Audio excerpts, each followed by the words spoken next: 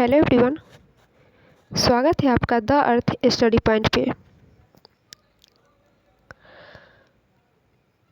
हम आधुनिक भारतीय इतिहास के बारे में अध्ययन कर रहे हैं। अभी तक हमने यूरोपीय कंपनियों के बारे में अध्ययन किया है। आज हम इस वीडियो में बात करने वाले हैं उत्तर मुगल काल के बारे में। इससे पहले कि हम आगे बढ़े, सबसे पहले यह जान लेते हैं कि मुगल काल क्या था।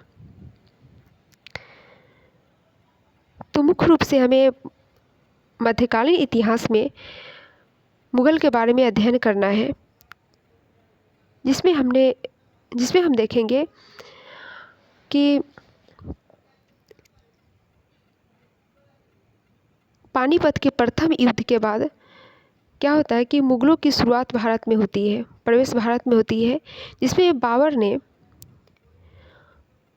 इब्राहिम लोदी को पानीपत की प्रथम लड़ाई 1526 में हराया था और दिल्ली के सल्तनत पर अपना साम्राज्य स्थापित किया था। बाबर अफ़गान का शासक था, जो एक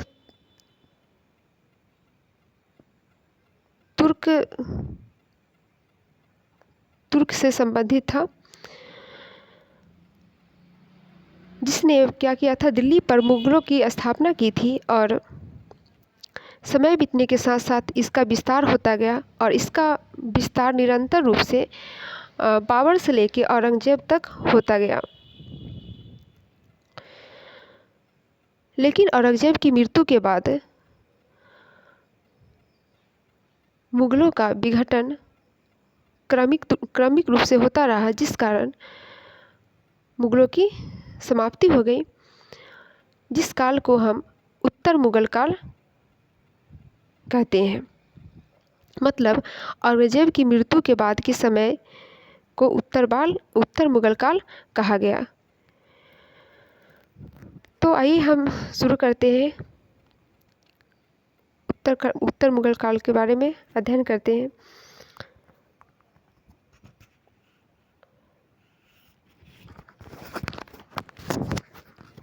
औरंगजेब की मृत्यु कब होती है? तो 3 मार्च 1707 को औरंगजेब की मृत्यु हो जाती है, जिसके बाद उत्तराधिकारी का युद्ध होता है। हालांकि इसने अपनी मृत्यु से पहले लिख कर गया था कि कौन से पुत्र को कौन सा स्थान दिया जाएगा और वे किस स्थान पे शासन करेंगे। लेकिन इनके तीनों पुत्रों में जो मुअज्जम था, जिसने जो लिख के गया था उसके आधार पर न चल के दिल्ली पर क्या किया, कब्जा कर लिया, जिस कारण क्या है, उत्तराधिकार का युद्ध छिड़ गया। तो उसकी मृत्यु 3 मार्च 1707 को हुई और इसके 3 पुत्र थे, मुअज्जम, आजम, कामबख्श। उत्तराधिकारी के युद्ध में मुख्य रूप से 2 युद्ध चर्चित थे, जो जजाऊ का युद्ध और दूसरा है बीजापुर का युद्ध। जजायु का युद्ध हुआ था 18 जून 1707 को। किसके बीच? तो बहादुर शाह, मुअज्जम शाह और आजम के बीच हुआ था, जिसमें बहादुर शाह जीता था और आजम हार गया था और इसकी मृत्यु भी उसी समय हो गई थी और साथ ही इसके पुत्र को भी क्या कर दिया गया था, मार दिया गया था। दूसरा हुआ था जनवरी 1709 में। किसके बीच? तो मुअज्जम, बहादुर यानी मुअज्जम और कामबख्श के बीच हुआ था, जिसमें कामबख्श की हार हुई थी और उसे मार दिया गया और इसके भी पुत्र को क्या किया गया था, इसी युद्ध में मार दिया गया था।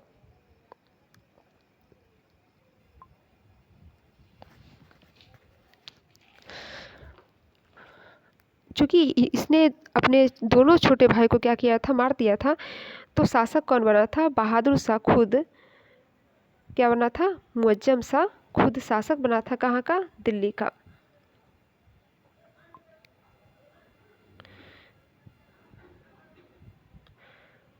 बहादुर शाह का एक नाम तो मुअज्जम शाह है, दूसरा बहादुर शाह और शाह आलम प्रथम के नाम से भी बहादुर शाह को जाना जाता है, जिसने 1707 से 1712 तक दिल्ली की गद्दी पर आसीन रहा। इसे शाह ए बेखबर के नाम से भी जाना गया।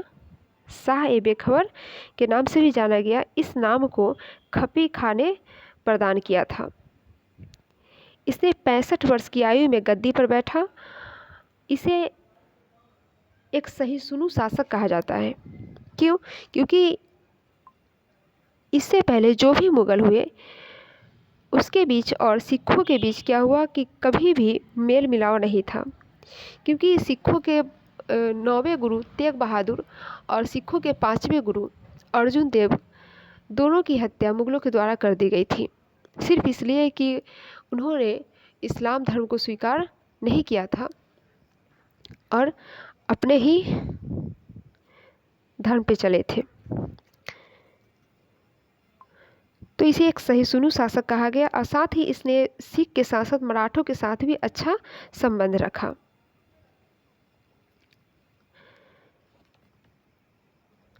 इसके शासनकाल में क्या हुआ कि मुगलों का प्रशासनिक व्यवस्था और भी डमाडोल हो गई। क्योंकि इसके समय में क्या हुआ था कि जो भी मुगलों का खजाने में रकम थी वो समाप्त हो गया था।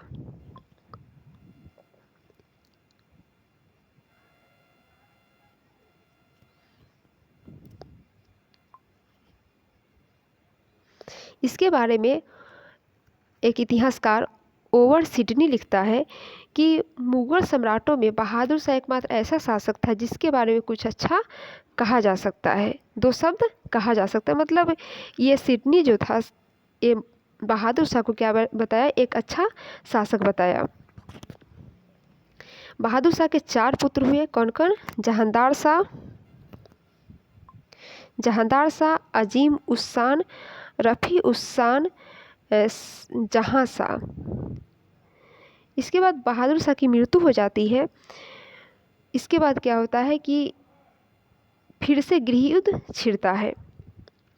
इसमें जीत किसकी होती है? तो जहांदार शाह की जीत होती है, जो सबसे कमज़ोर था। इसकी जीत होती है। इसके जीत में मुख्य भूमिका किसने निभाया था? तो जुल्फ़िकार खां ने इसका समर्थन किया था, जिस कारण क्या होता है इसकी जीत हुई थी। यही कारण था कि जो सबसे बहादुर शाह के जो सबसे कमज़ोर पुत्र थे उसने दिल्ली का शासक बना। वह क्या था? वह एक कमज़ोर और पतित शासक था। उसके शासनकाल में प्रशासन जुल्फ़िकार खां के हाथों में थी। मतलब जुल्फ़िकार खां को जहांदार शाह ने अपना वजीर नियुक्त किया था। तो नाम मात्र का शासक तो था ये जहांदार शाह था, किंतु जुल्फ़िकार खां दिल्ली पर शासन करता था।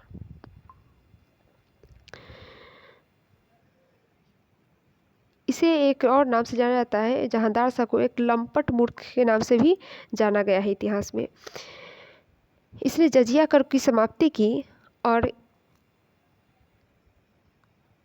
इसका एक लाल कुमारी नामक वेश्या के साथ क्या था लाल कुमारी वेश्या पर क्या था? आसक्त था, जिस कारण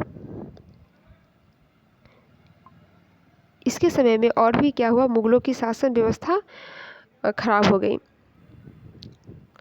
यहाँ तक कि इसने सिर्फ वेश्या को हस्तक्षेप करने का आदेश नहीं दे रखा था। ये लाल कुंवरी के जो भी परिजन थे उसे अपने दरबार में विभिन्न पदों पर नियुक्त भी कर दिया।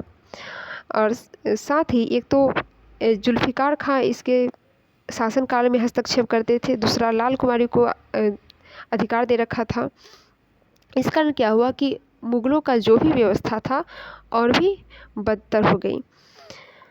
अभी 1713 में जहांदार शाह को किसने पराजित किया? तो फर्रुखसियर ने पराजित किया, क्योंकि इसने साम्राज्य पद की क्या किया था? दावा किया था। और सैयद बंधु की सहायता से इसने किसकी हत्या की? जहांदार शाह की हत्या कर दिल्ली के सिंहासन पर आसीन हुआ।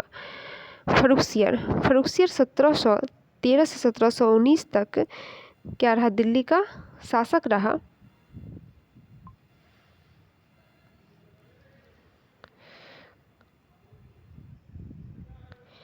इसने अपनी जीत फर्रुखसियर ने अपनी जीत सैयद बंधु अब्दुल्ला खां और हुसैन अली के खां के कारण क्या किया था, प्राप्त किया था। कारण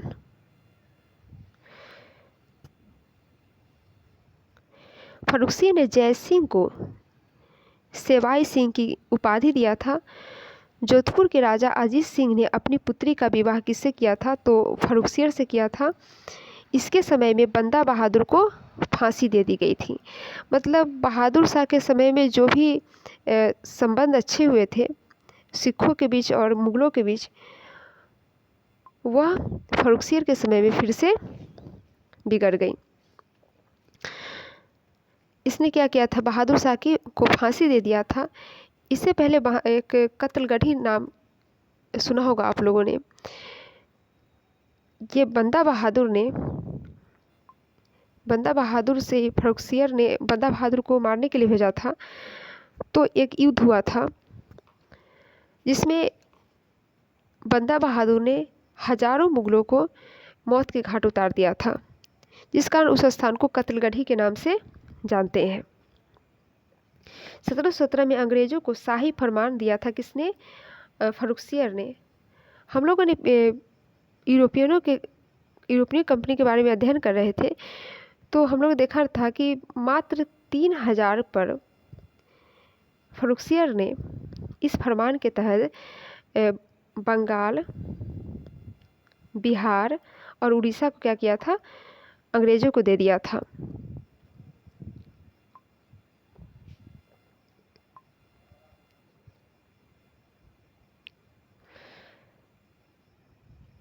बाद में क्या हुआ कि फर्रुखसियर का सैयद बंधुओं से अच्छा संबंध नहीं रहा, क्योंकि ये सैयद बंधु चूँकि उसे गद्दी पर बैठाने में क्या किया था, सहयोग किया था, तो इसके दरबारी कामकाज थे उसमें भी क्या करते, हस्तक्षेप करते थे, जो फर्रुखसियर को क्या था, पसंद नहीं था। इसलिए उसने ईर्ष्या करना शुरू कर दिया, जिसका पता किसे चला, सैयद बंधुओं को चला। तो इसमें से दोनों भाइयों में से एक सैयद हुसैन अली था, जिसने मराठों के साथ क्या किया, समझौता किया और उसे पकड़कर फर्रुखसियर को पकड़कर क्या किया, अंधा कर दिया। उसे दोनों आँख को निकाल लिया पहले तो, उसके बाद 10 दिन के बाद उसकी क्या की, हत्या कर दी। इसके बाद सैयद बंधु फिर वापस गए दिल्ली और वहाँ फिर किसको, रफीद-उद-दर्राज को शासक बनाया।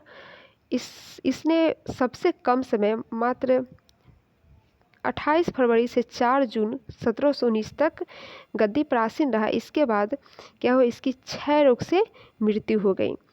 तो कभी कभी ये प्रश्न पूछ लिए जाते हैं कि वह मुगल शासक कौन था जो सबसे कम समय तक दिल्ली की गद्दी पर शासन किया, आसीन रहा। तो ये रफीद-उद-दर्राज था। इसके बाद शासक बना कौन, रफी-उद-दौला। 6 जून से 17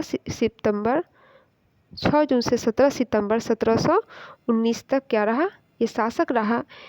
इसे भी किसने, तो सैयद बंधु ने क्या किया था, गद्दी पर बैठाया था। इसने अपनी उपाधि रखा था शाहजहां द्वितीय अपना उपाधि रखा, और इसकी मृत्यु पेचिश से हो गया। रफी-उद-दर्राज की मृत्यु क्षय रोग से हो गया, रफीद-उद-दौला की मृत्यु पेचिश से हो गया। अब आगे आते हैं, अगला शासक बना कौन, मोहम्मद शाह, जिसे रोशन अख्तर के नाम से भी जानते हैं, जो 1719 से 1748 तक क्या रहा, शासक रहा। यह बहादुर शाह के सबसे क्या था,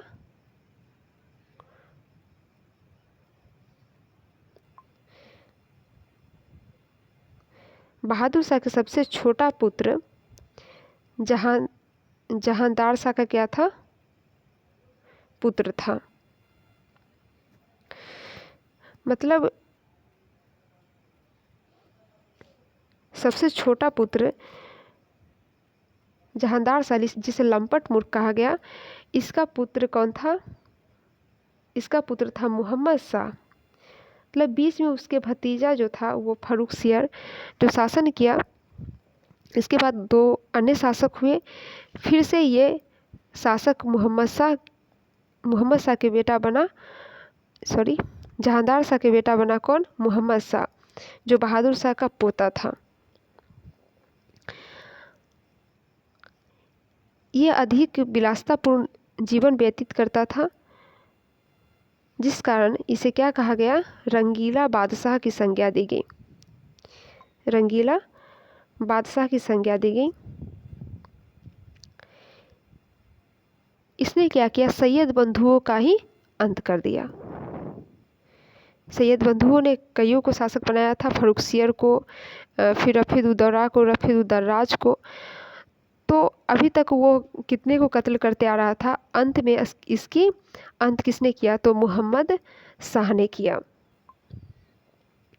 इसी के समय में निजाम मुल्क ने हैदराबाद की नींव डाली। ये प्रश्न भी बार बार आते हैं कि हैदराबाद की स्थापना किसने किया था? तो हैदराबाद की नींव किसने डाला था? तो निजामुल मुल्क ने। फिर सआदत खां, इसके समय में सआदत खां ने अवध को मुगलों से क्या किया था? मुक्त कराया था। मुगलों से मुक्त कराया था। इसी तरह इसके समय में क्या हुआ? बंगाल, बिहार, उड़ीसा, अन्य क्षेत्र क्या हुए? मुगलों के कब्जे से बाहर निकला और अपना स्वतंत्र राज्य की स्थापना की और स्वतंत्र शासक बना वहाँ का। फारस के शासक नादिर शाह 1739 में, इसी के समय में क्या हुआ था? भारत आया था और इसने अपने साथ नादिर शाह, कहा था कि नादिर शाह आया था पशुओं को चराने के लिए, लेकिन यहाँ आके उसने क्या किया? मुगल साम्राज्य की स्थिति को देखते हुए इसने आक्रमण कर दिया। तो दिल्ली के सिंहासन में जो पितरा जिरा हुआ था, जिसका निर्माण शाहजहां ने करवाया था, इसे ले गया अपने साथ। फिर कोहिनूर हीरा ले गया और कुछ संपत्ति अपने साथ लेकर वापस फारस चला गया।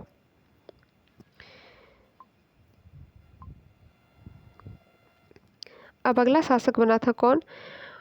अहमद शाह, 1748 से 1754। यह किसका पुत्र था? तो ये मोहम्मद शाह का पुत्र था। इसी के समय में 1748 में अहमद शाह अब्दाली ने आक्रमण किया था। अहमद शाह के समय में किसने आक्रमण किया था? अहमद शाह अब्दाली ने। वही याद रखेंगे। नादिर शाह किसके समय में आक्रमण किया था? तो मोहम्मद शाह के समय में। इसके समय में मुगल अर्थव्यवस्था छिन्न भिन्न हो गई। मतलब जो भी स्थिति ठीक थी और भी क्या हो गई? बदतर हो गई। इसके बाद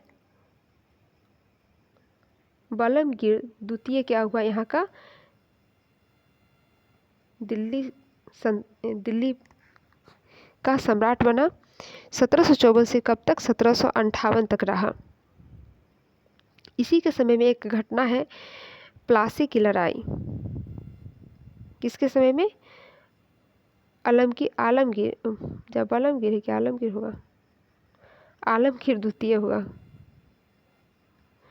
आलमगीर द्वितीय के समय में क्या हुआ था? एक प्लासी की लड़ाई हुई थी। कहा था कि प्लासी की लड़ाई के बाद से ही भारत में अंग्रेज साम्राज्य की स्थापना हुई थी, 1757। तो प्लासी की लड़ाई कब हुई थी? तो आलमगीर द्वितीय के समय में हुआ था। अब अगला है शाह आलम द्वितीय। शाह आलम द्वितीय 1759 से 1806 तक शासक रहा। इसका नाम अली गौहर था। क्या नाम था इसका? अली गौहर था। इसके समय में पानीपत की तृतीय लड़ाई हुई थी। पानीपत की तृतीय लड़ाई हुई थी कब? 1761 में। पानीपत की प्रथम लड़ाई हम वीडियो की शुरुआत में ही बताए थे कि 1526 में हुआ था।